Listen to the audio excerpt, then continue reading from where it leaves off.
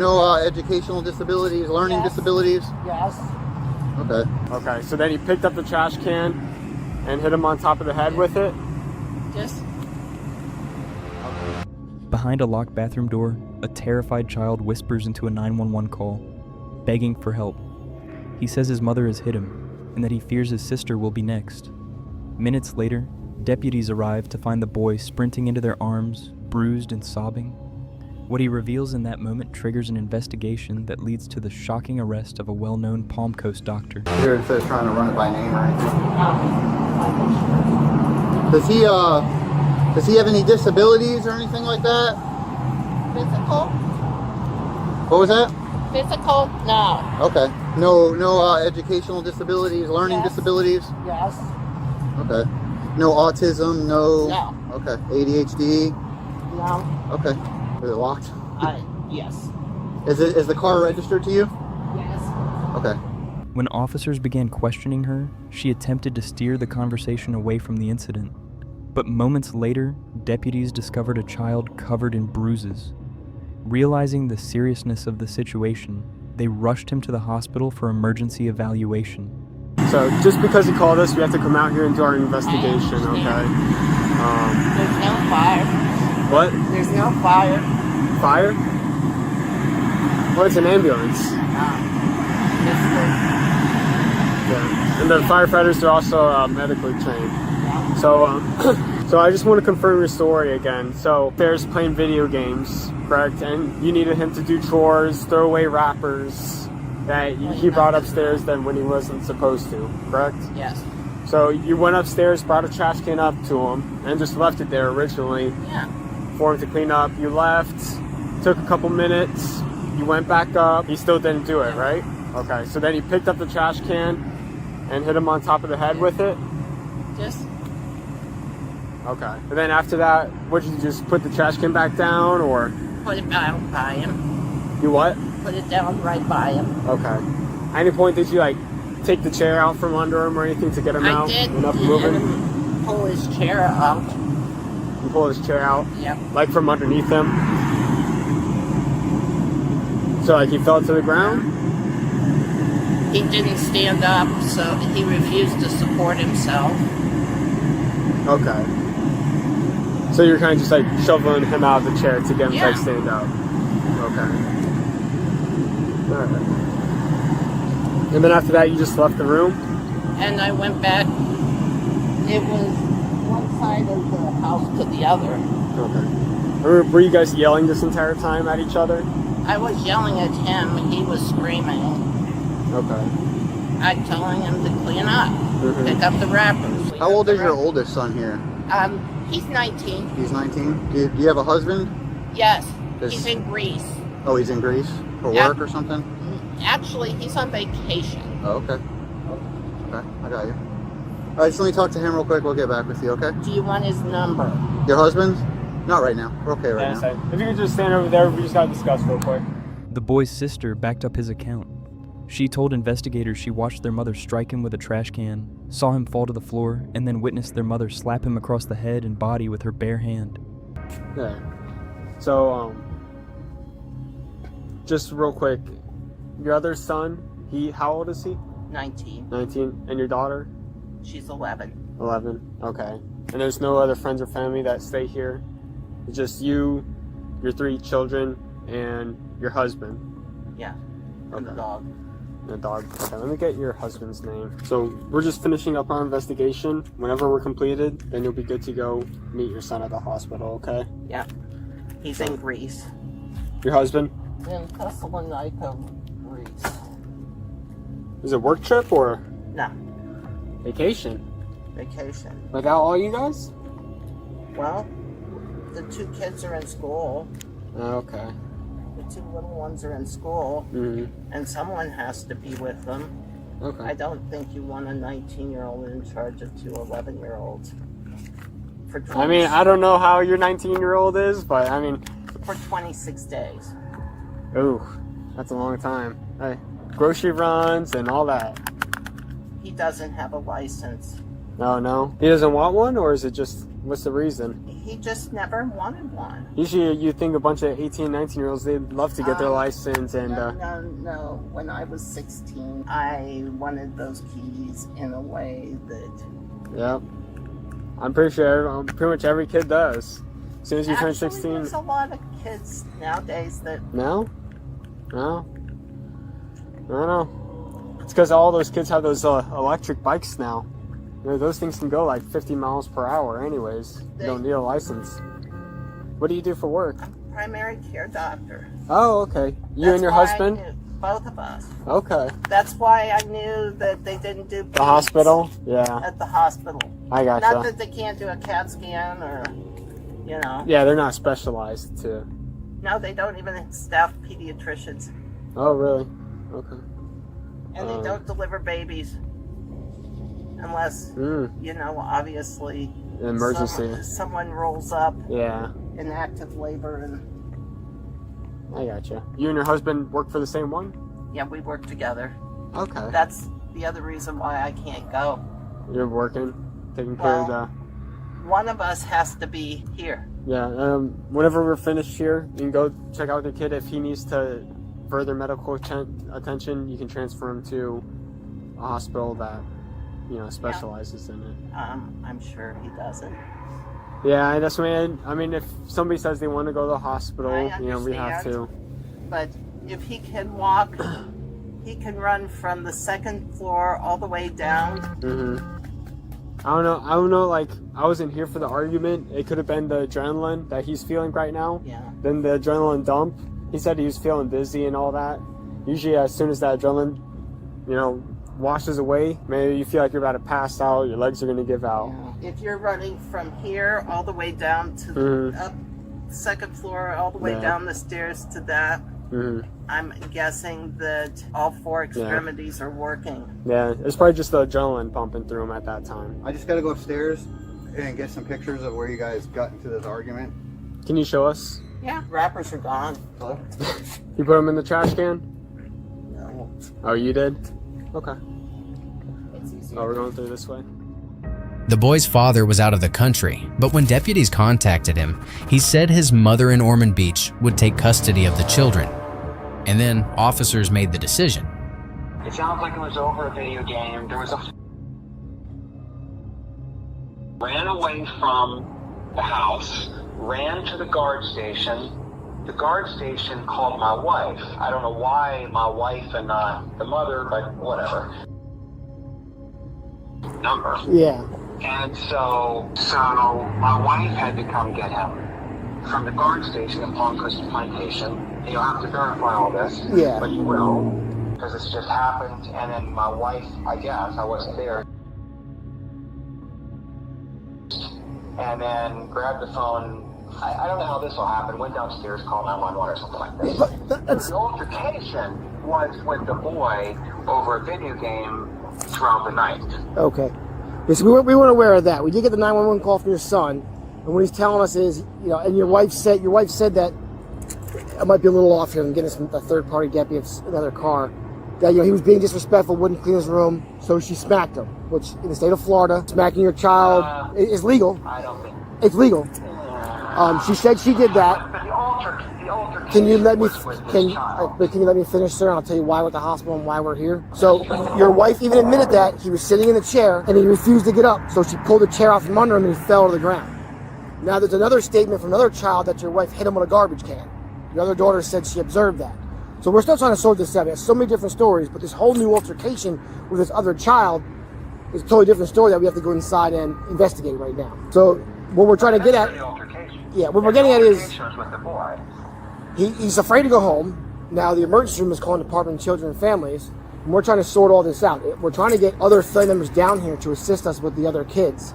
Is there somebody else you can call that one can come to the hospital or one can go to the home? Well, I have a 19-year-old son at home. He has no driver's license, though. That's our problem. School is tomorrow. I have a mother who lives in Ormond, 15, 20 minutes away. Could you give her a call and see if she wants to come up here to the hospital with us and assist us? Absolutely. We're at Advent North. The new Parkway. Yeah, the new one. She just wants to go to the I guess walk in the ER and just say that the deputies told her to meet us here. They'll call us and we'll come speak to her. Yeah, fine. I'll have her come over. No problem. I'll have her call right now. I know she's at home. I'll have her come to Abbott Palm Coast Parkway. Yeah. Right. Should she call you now or call you when she arrives at Palm Coast Parkway? When she gets to the hospital, that way I can tell staff to let her in into the back. Okay. I'll have her drive to Abbott Palm Coast Parkway, and then I'll have her give you a call when she Do you know arrives your son, did he sleep over someone's house last night, or that was just this morning? Do you know the address where he was at? No. He was there all day, all night. Okay.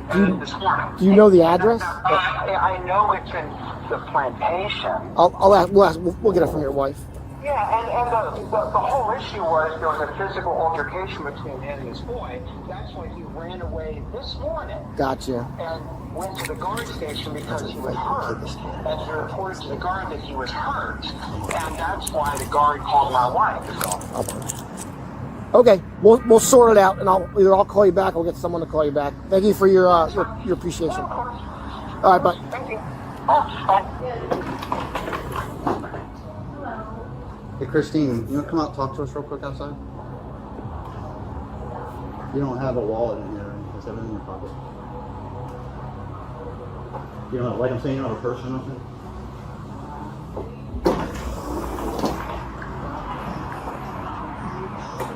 Okay. Let's come over here. Let me talk to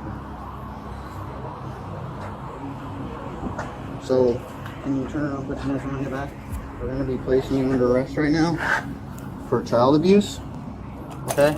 Your husband's parents are on the way up here to take your son and your daughter right now. We spoke to your husband on the phone. We let him know what was going on. So he's aware of what's going on. You just get right here. This young lady's going to search you.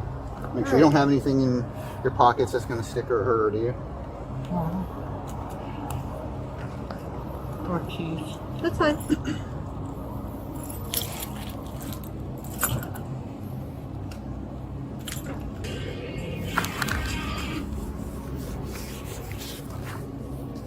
Alright. This on? Yeah. Here, you go ahead. Take a seat. All right. In her community, she was known as a doctor, someone entrusted to heal, protect, and care for others. But inside her own home, a child described a different reality. He said he feared her hands, not for comfort, but for pain. Dr. Christine Garrett now faces a felony child abuse charge. A court has ordered that she have no contact with her own children. And in that terrifying moment, behind a locked bathroom door, a frightened boy made a brave decision. He called for help. And in doing so, he may have saved more than just himself. Mom hit me. Please help. I'm locked in the bathroom. I think she's gonna hurt my sister next. The dispatcher keeps his voice calm, but you can hear the urgency tighten in the questions. Because kids don't call 911 from behind a locked door unless something in that house has crossed a line. And on the other end of that call, a young boy isn't just scared, he's trying to survive the next few minutes. Within minutes, deputies are racing toward a Palm Coast neighborhood. What they expect is a domestic argument, maybe a discipline complaint, maybe another family dispute that ends with everyone calming down. But what they walk into is a case that doesn't fit the usual script, because the person accused isn't some stranger or a random adult with a record. According to what the children and witnesses tell deputies, the person who hurt this boy is a respected physician, a primary care doctor, a woman trusted to heal, and right now, her child is saying she used a trash can like a weapon. But before we continue, comment down below where you're watching from, and make sure to hit like and subscribe to see more videos like on your feed. When deputies arrive, they find the front door open, the air inside tense, and a family frozen in place. Like everyone is waiting to see whether the adults or the police will control what happens next. The boy, still shaken, steps forward, eyes wide and watery. He has visible bruising. His voice comes out fast, like he's been holding it in for too long. He tells them he called from behind a locked bathroom door because he didn't feel safe. Not in his bedroom, not in the hallway, not even downstairs. Only behind a locked door. And that detail alone changes everything. Because in the law, a child locking themselves away isn't drama. It's a protective behavior, a sign they believe harm is imminent. Deputies start with the basics.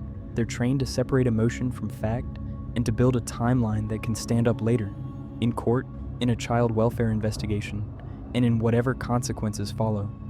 One deputy turns to the mother. Just because he called us, we have to come out here and do our investigation, so I just want to confirm your story again. They ask about the kids, any disabilities, any special needs, anything that would change how they interpret the situation. No physical disabilities? The deputy asks. No. No autism? No. No ADHD? No. Then they move to what happened. The mother's version. At first, sounds like the kind of parenting dispute officers hear all the time. Video games, a messy room, a kid refusing to do chores.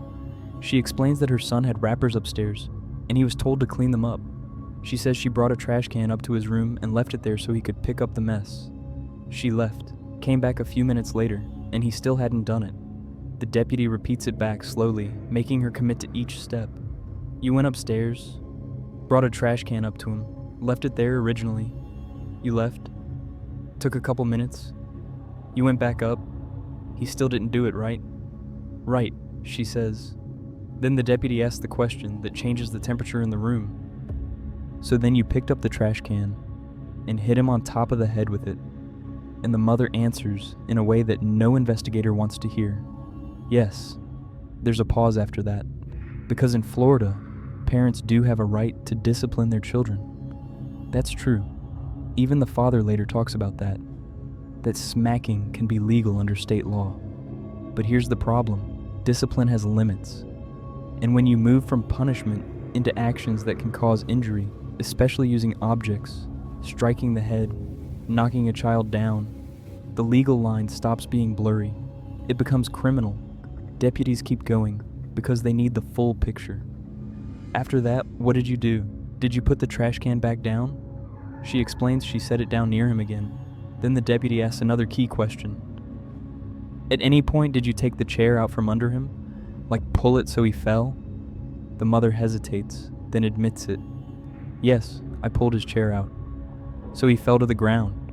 The deputy clarifies it in plain language. The child didn't stand up, so she removed the chair from under him, forcing him down. She describes it as him refusing to support himself, and her shoveling him out to get him to move. In real life, that's a child being physically overpowered. And legally it matters, because the more force used, the more likely it becomes excessive discipline, and eventually, abuse. But deputies don't stop at one statement, because kids are involved, and kids' statements are often the most honest part of the scene. They speak with the boy's sister, and she confirms what the deputies feared. She says she saw her mother hit him with the trash can. She says she watched him fall, and she says she saw her mother slap him on the head and body with an open hand afterward. Now the investigation has corroboration, not rumors, not neighborhood gossip, a second child in the same home describing the same actions.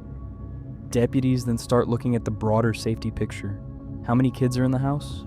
The mother explains her oldest is 19, another child is 11, there's also a dog.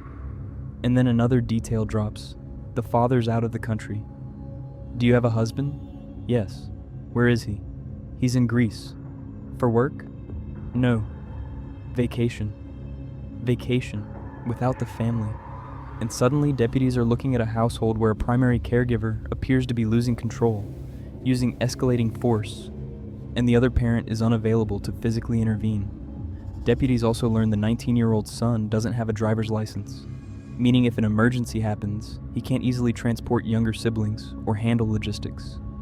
The mother, still trying to hold her ground, says she's a primary care doctor. She and her husband both work in healthcare.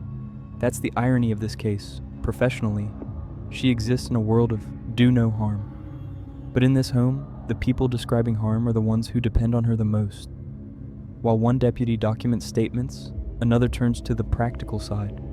Because this isn't just about what happened, it's about what happens next. The boy has injuries, he's scared to go home. He's reporting fear for his sister. So deputies coordinate medical evaluation. They explain that firefighters and medics are also medically trained, and the child needs to be checked out. They mention the hospital and pediatric care, and they make clear if there's dizziness, if there's head impact, it needs a professional evaluation. And here's where the stakes rise again. Once the boy is seen by medical staff, mandatory reporting kicks in. The emergency room notifies child welfare. In Florida, that means the Department of Children and Families becomes part of the case. Now it's not just law enforcement, it's the system. And when that happens, everyone's story gets tested, not by emotions, but by evidence. Deputies contact the father in Greece. His voice on the phone is controlled, but the situation is not. He begins explaining his understanding. The boy ran away, went to a guard station in the neighborhood, and someone called his wife, not the mother, to retrieve him. Then 911 was called, and the case spiraled. The deputy cuts through the confusion. "Sir, we did get the 911 call from your son. What he's telling us is he's afraid to go home.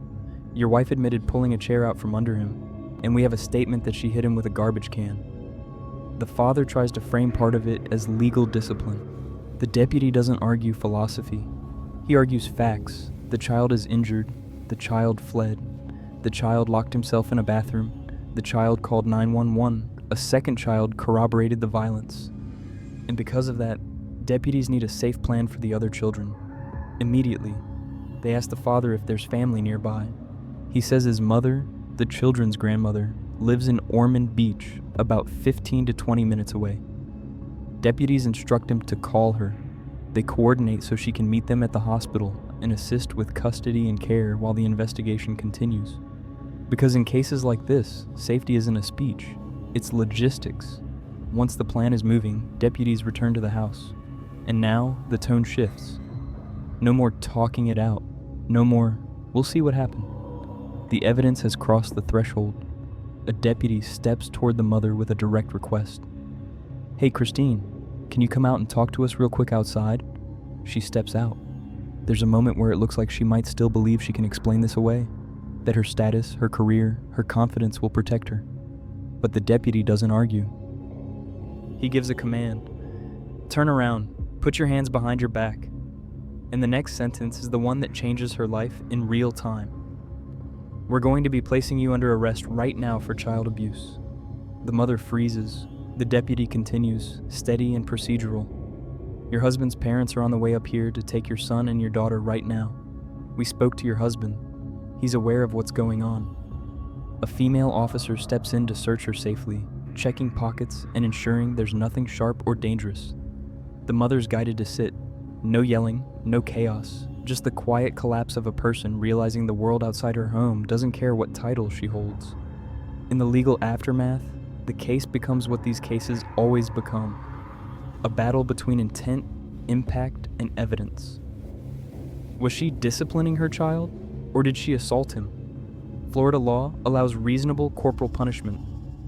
But the key word is reasonable, and the moment you introduce objects, head strikes, and force that knocks a child down, you risk crossing into felony territory. Especially when multiple witnesses, including a child, corroborate the same story. Especially when the victim is visibly bruised. Especially when the victim was scared enough to lock a door and call for help. And that's the part that matters most, because behind the legal terms, behind the police procedures, behind the paperwork and court dates, the heart of this case is simple. A child felt unsafe in his own home. He believed his mother might hurt him again, or hurt his sister next. So he did the bravest thing a kid can do. He reached for the one number that can't be ignored, and when deputies arrived, they didn't treat it like family drama. They treated it like what it was, a child asking to be protected. By the end of the day, the boy was in medical care. Child welfare had been notified. Family was brought in to stabilize custody. And Dr. Christine Garrett, a woman known in her community as a doctor, was facing a felony child abuse charge, barred by court order from contacting her own children. For the boy, the story doesn't end with an arrest. It ends with something quieter. A locked bathroom door that held. A phone call that went through. And a moment where a child learned that even when the adults in your world fail you, there are still people who will show up. Sometimes. That's the difference between a child being hurt again and a child finally being safe.